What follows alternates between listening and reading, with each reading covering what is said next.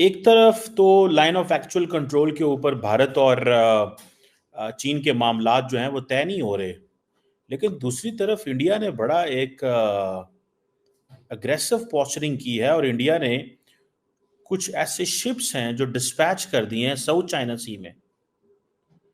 अब और कहा जा रहा है बेसिकली रिमाइंडर्स टू चाइना कि भाई international norms and maritime law की रिस्पेक्ट करें। अगर आप मैरीटाइम लॉ की रिस्पेक्ट नहीं। जी हाँ, खुद चीन के थिंक टैंक ने ये खुलासा किया और बताया कि भारत को चीन युद्ध में अब नहीं हरा सकता। अब सवाल ये है कि क्यों कहा चीनी थिंक टैंक ने ये, और क्या चीन ने ये खुलकर मान लिया है कि भारत की सेना के सामने उसकी सेना कुछ नहीं कर। तो इससे चाइना बड़ा परेशान है, खासकर डॉक्टर जयशंकर साहब के विजिट से, जो बिल्कुल खुला सपोर्ट किया फिलीपींस को। तो दिन ब दिन देखिए चाइनीज नेवी की और कलाइयां खुलती जा रही, इक्विपमेंट आउटडेटेड है, मैंने आपको पहले ही बोला।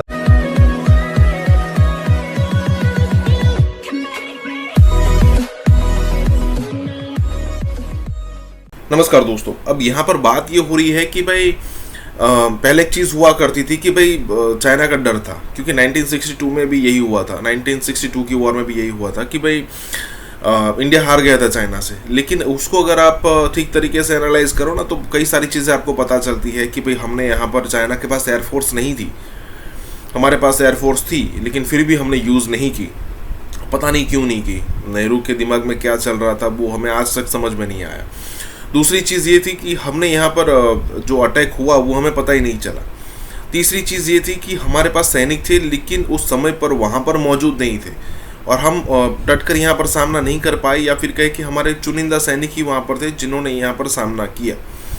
लेकिन अब सिचुएशन ये है कि भाई चाहे गलवान हो, चाहे किसी और जगह पर बात हो, इंडिया जो है वो ठीक तरीके से यहाँ पर जवाब दे रहा है पाकिस्तान, चाइना को। चाहे इकोनॉमी की बात हो, चाहे रोड इंफ्रास्ट्रक्चर की बात हो, चाहे कोई भी और इंफ्रास्ट्रक्चर की बात हो, चाहे जीडीपी हो, हर चीज़ में जवाब दे रहा है। और अब चाइना से जवाब आ रहा है कि भाई हम जो है अब इंडिया को नहीं हरा सकते। इसी के साथ ही वीडियो शुरू करते हैं। और हाँ दोस्तों, सुपर थैंक्स के जरिए हमें मदद करना ना भूलें। लेकिन दूसरी तरफ इंडिया ने बड़ा एक अग्रेसिव पोस्चरिंग की है और इंडिया ने कुछ ऐसे शिप्स हैं जो डिस्पैच कर दिए हैं साउथ चाइना सी में। अमेरिका चाहता है कि इंडिया और चाइना को एलएसी के ऊपर एंगेज किया जाए या एलएसी के ऊपर एंगेज हो जाए, ताकि इंडिया ज्यादा इनसिक्योर फील करे एंड अमेरिका के पास रहे।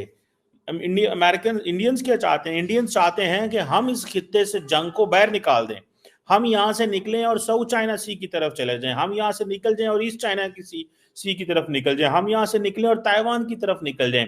सो हर मुल्क जो है इट इज वर्किंग कि जो थिएटर ऑफ वॉर है, थिएटर ऑफ वॉर जो है वो चेंज किया जाए। अगर थिएटर ऑफ वॉर चेंज नहीं किया जाता तो then it will be sort of, जिसे आप कह लें कि एक ऐसी सिचुएशन बनेगी जिसमें एक मुश्किल, जैसे फॉर एग्जांपल इसमें आप देखें कि एक वक्त था कि जो फिलिपाइन की जो शिप्स थी उनके ऊपर उनको पानी से डराया गया। जी वाटर, वो क्या उसे कहते हैं, उनको डराया और उनको कहा कि आप यहाँ से चले जाएं, और लेकिन जिसे वो कहते हैं ना, एक चैलेंज था, और एक मुसलसल चैलेंज था। क्या चैलेंज था कि भाई अगर एक वक्त में सारे के सारे ममालिक से या नेबर से लड़ना पड़े तो क्या चाइना लड़ सकता है? नहीं लड़ सकता भाई। चाइना जो है उसके लिए बड़ी मुश्किलात हैं। वाटर कैनन्स अगर मारते हैं आप फिलिपाइन की शिप्स के ऊपर तो चाइना के लिए मसले पैदा होंगे। ठीक है, बहरहाल इसमें भी बात करते हैं कि एक तरफ हम देखते हैं कि इंडियन और चाइनीज जो नेवीज हैं उनका अब मुआवजा किया जा रहा है।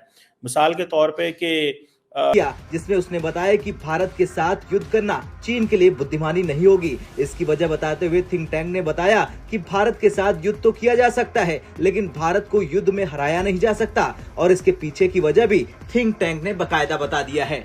वजह यह है कि अगर भारत चीन के बीच युद्ध हुआ तो केवल अर्थव्यवस्था को नुकसान होगा, भारत को चीन हरा नहीं पाएगा।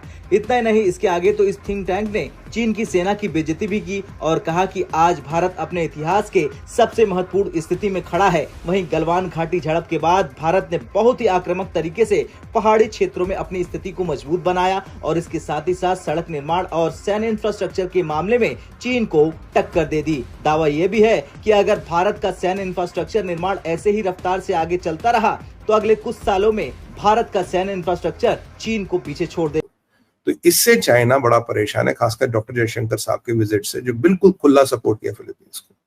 तो दिन ब दिन देखिए चाइनीज नेवी की और कलाइयां खुलती जा रही। इक्विपमेंट आउटडेटेड है, मैंने आपको पहले ही बोला था सर, आपको याद होगा कि मिलिट्री ग्रेड इक्विपमेंट नहीं लगाते, कमर्शियल ग्रेड इक्विपमेंट लगाते जिसकी रिलायबिलिटी और जिसके specs are not military grade. इसलिए overall availability of the fleet है उसमें बहुत प्रॉब्लम्स आती है, बहुत ज्यादा प्रॉब्लम्स आती है। और वही है, चाइनीज माल है, चले तो चांद तक नहीं तो रात तक। तो ये सारी दिक्कतें आपको आती हुई नजर आएंगी।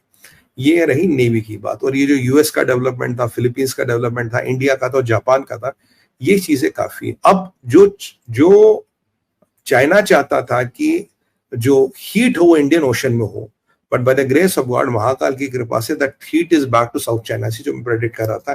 दे will not be able to get heat to Indian Ocean, but it will go to South China Sea. Indian Ocean पे तुम्हारा वर्चस्व तो दूर की बात है, तुम साउथ चाइना सी को बचाओ।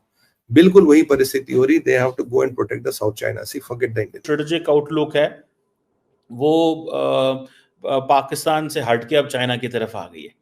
पहले ये थी कि पाकिस्तान पे वो फोकस किए हुए थे, अब वो चाइना पे फोकस करते हैं, अब वो इंडियन ओशन रीजन पे फोकस करते हैं और अब वो समझते हैं कि हमें जो हायर स्ट्रेटेजिक प्रायोरिटी है that is to be China, और चाइना का जो इन्फ्लुएंस है, इसीलिए चाइना इंडिया जो है वो उन तमाम ममालिक को वेपन्स देना चाहता है, असला देना चाहता है जो चाइना के खिलाफ है। जैसे हमने ये बात की थी कि फिलीपाइंस को क्यों असला दिया जा रहा है इंडिया की तरफ से, क्यों US Japan Australia and Philippine जो है, sorry, US Japan Australia and India जो है वो क्वाड के पार्टनर है। एक और क्वाड का पार्टनर है, एक और क्वाड एस्टैब्लिश किया जा रहा है जो कि फिलीपाइंस के साथ है। सो इंडिया अपने आप को, अपने आप जिसे कहते हैं ना, मसल स्ट्रेंथनिंग कर रहा है और उन इंडिया को समझ आ गई है कि अगर हमने